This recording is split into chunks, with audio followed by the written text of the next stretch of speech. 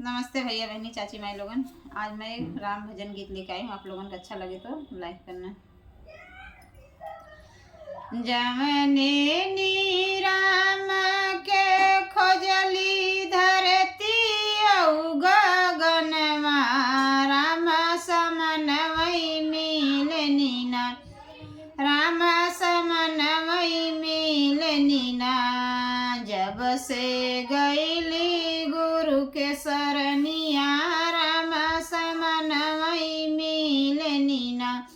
जब से गईली गुरु के सरनिया, राम समन वही मिलनी ना। जवने नी राम के खोजली धरती औ गगनमा, राम समन वही मिलनी ना, राम समन वही मिलनी ना। जब से गईली गुरु के सरनिया, राम समन वही मिलनी ना।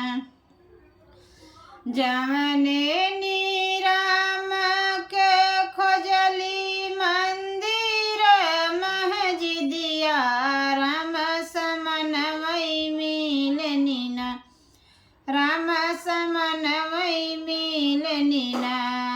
जब से पूजली गुरु के चरनिया, राम समन वही मिलनी ना। जब से पूजली गुरु के चरनिया, राम समन वही मिलनी ना। जवने नी राम के खोजली गंगा औ जमुनवा, राम समन वही मिलनी ना। जवने नी राम के खोजली गंगा औ जमुनवा, राम समन वही मिलनी ना, राम किनार वही मिलनी ना।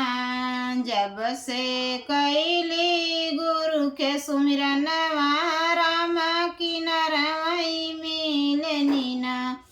जब से कैली गुरु के सुमिरनवा,